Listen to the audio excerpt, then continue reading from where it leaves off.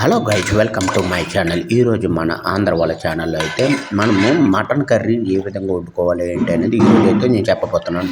అయితే నేను first of all ఏంటంటే మటన్ తీసుకుని వచ్చి అందులో పసుపు కానీ సాల్ట్ కానీ వేసుకుంటూ ఆయిల్ వేసుకుంటూ కుక్కర్లో అయితే ఉడకపెట్టుకోవాలి. ఈ విధంగా ఇలాగ బాగా ఉడికిన తర్వాత మీరు సింపుల్గా వండుకోవచ్చు. మనం ఎక్కువసేపు అవసరం లేదు. కుక్కర్లో అయితే మనం 2 విజిల్తోనే మనం ఉడికించుకోవచ్చు.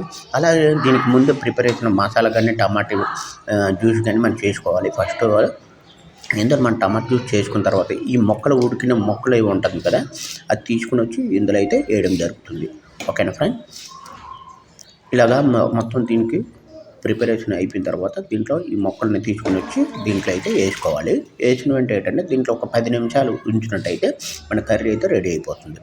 ఇలాగ మీరు కూడా చేసుకోండి, చాలా బాగుంటుంది. ఈ వీడియో మీకు నచ్చుతుంది. ఇలాగ వీడియో మొత్తం చూస్తేనే అర్థం అవుతుంది. చాలా వెరీ సింపుల్ అన్నమాట. ఈ విధంగా మీకు నచ్చినట్టయితే లైక్ చేయండి, కామెంట్ చేయండి, షేర్ చేయండి, సబ్స్క్రైబ్ చేయండి.